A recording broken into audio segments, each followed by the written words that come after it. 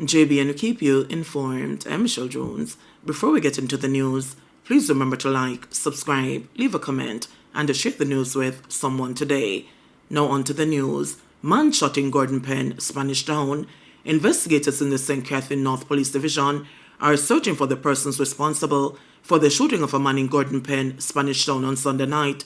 The 27-year-old, who is reportedly from Caribbean Estates in Portmore, remains hospitalized.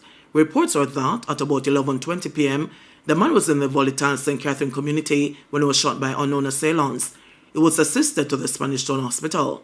The Spanish Town Criminal Investigation Branch is probing the matter.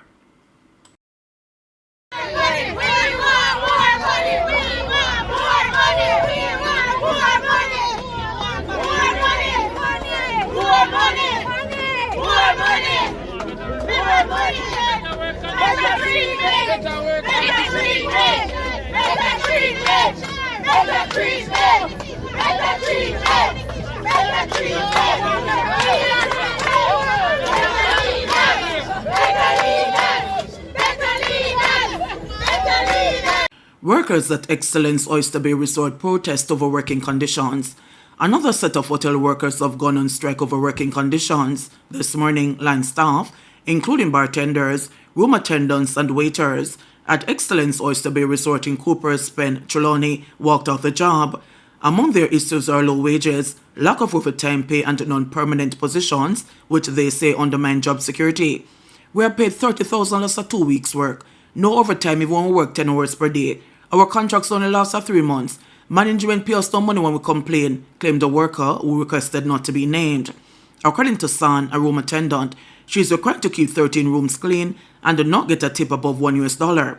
The guests tell us that management tell them that we are well paid so they don't have to give us a tip, she claimed. 95 shops destroyed in massive fire at Pernell Charles Arcade. Some 95 shops were this morning destroyed in a massive inferno which ravaged sections of the Pernell Charles Arcade in downtown Kingston. The affected shops were occupied by 54 vendors. Divisional Commander of the Kingston and the St. Andrew Division of the Jamaica Fire Brigade, Senior Superintendent Patrick Gooden, said that personnel responded to a fire call at about 7:08 a.m., which saw one unit from the Trenchtown Fire Station going to the scene. At 7:08 a.m. this morning, we received a call of fire at the Pernell Charles Arcade. One unit from the Trenchtown Fire Station responded. On their arrival here, they discovered that the fire was burning out of control, and they subsequently called for assistance, which subsequently arrived from the Rallington Town and the Harper Tree Fire Station, as well as a nurse tender from the York Park Fire Station. 3 jets were in operation for approximately 2 hours, at which point in time the fire was brought under control. At this time, we have discovered that a total of 95 shops have been destroyed. A total of 54 vendors who occupy that space. The investigation is about to begin. The investigators are on scene, and as soon as the opportunity presents itself, they will commence investigation into the cause and the origin of this fire. How many firefighters? It's approximately 46 from all the stations: Rallington Town, Trenchtown, Harper Tree, and York Park. And How long it took to prepare the fire? approximately 2 hours. What were challenges? Well, gaining access to the stalls by virtue of the security locks that they have placed on them. Some shops have multiple locks on the grill, and so it was a challenge, but we eventually were able to overcome that aspect of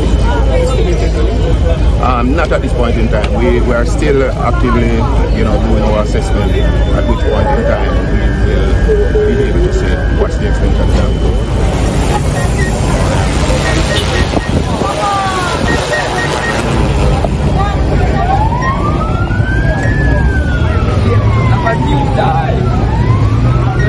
Meanwhile, Janet Mitchell, also known as Betty, told reporters that the blaze occurring so close to the holiday season has dealt a drastic blow to her and other vendors who lost goods in the fire. As a result, she is appealing for assistance in picking up the pieces. Fire in the owner never there. So he put it to come out. So it get dark now and them say we have to come out of the building.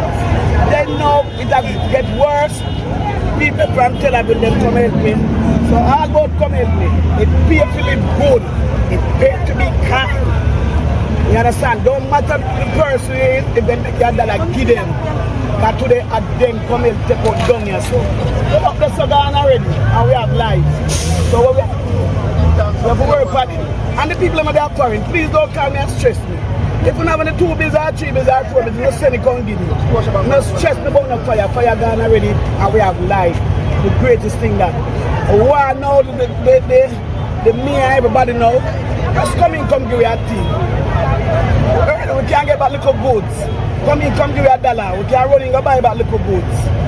You understand? It will not take too long though. Nothing. You know, any ideas to how the fire may have started? Kirk, you see that part there? I will stay till the next day, you know. Come in here, I heard that a light was left on. That's what I heard. I don't know how true that is or... Kirk, I told this. You understand? You hear me tell you, so when you come and see fire, stick on that part there. Fire, me see, me don't know nothing here. Fire. You lost about how much in terms of value? That can't talk right now, you know. You have life. That's the greatest thing that, so anything I'm lose, we will get it back. All of you go to burn now? Just some up there, so the story. Why like your spirit? You're in high spirit. We have 16 ranks to take care of now. And all the people come here for help. What's your full name? Your full name? Janet Mitchell. Golding says Thon Park staircase collapse was avoidable.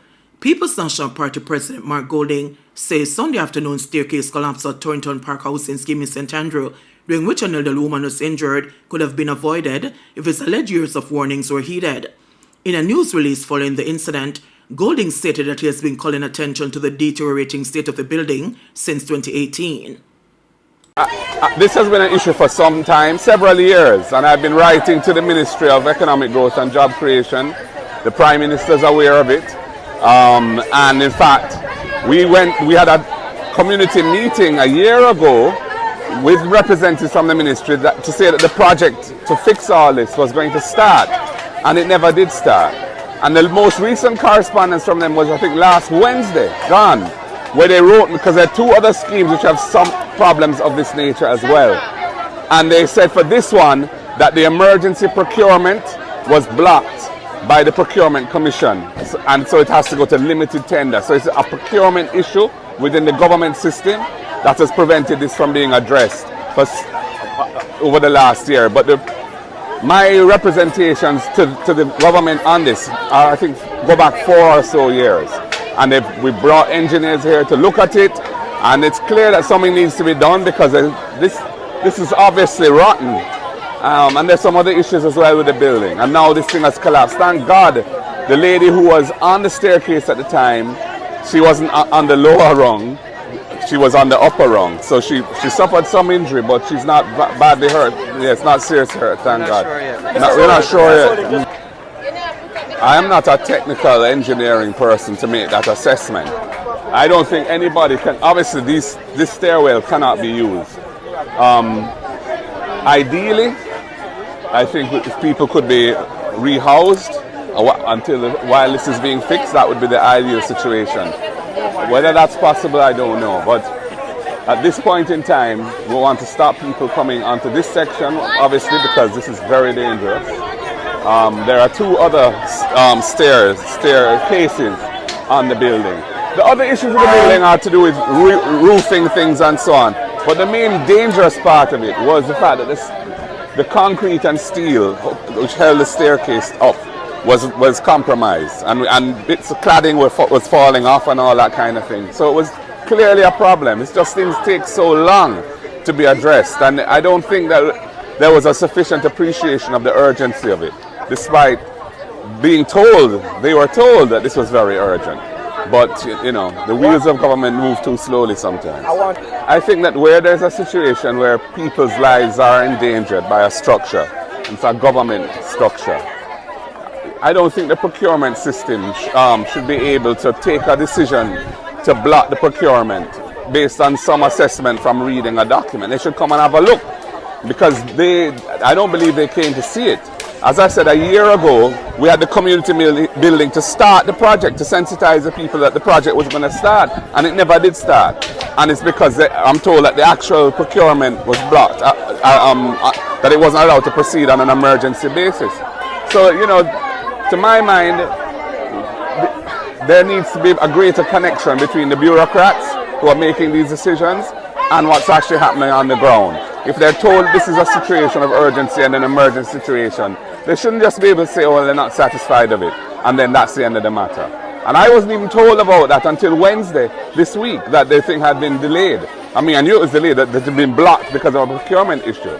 So now we're facing this very distressing situation, and we're going to have to see what can be done. You know, I've just arrived. Homewood Technical High gets support after murder of school bus driver. Students and staff at Homewood Technical High School in Manchester received support from various stakeholders on Monday following Friday's murder of a bus driver employed to the institution. Ron Gentles was shot at the school in view of students. Hours after the shooting, the police reported that a car was intercepted in nearby Clarendon and the several suspects held. Addressing an audience at Homewood Technical on Monday morning, Minister of Education and Youth, Senator Dr. Dana Morris-Dixon, said the government is taking the shooting incidents at school seriously and is discussing penalties. And so I want you to know that it wasn't just, another incident happened. We took what happened really seriously, and from Friday we've been talking about how we can move it forward. And also, there's a school safety policy that's been worked on between the Ministry of Education and also the Ministry of National Security. That's been in the works, and I don't like that word, in the works, because too often in Jamaica things are in the works forever. But we have said that this needs to be completed at the end of the month.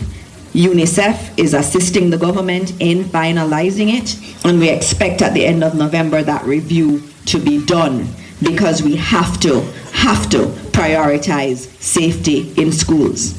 And our government is going to do whatever we have to do to make it clear to criminals that schools are not fair game. JBN will keep you informed. Please remember to subscribe, like, share, leave us a comment, and click the notification bell to receive our daily news items.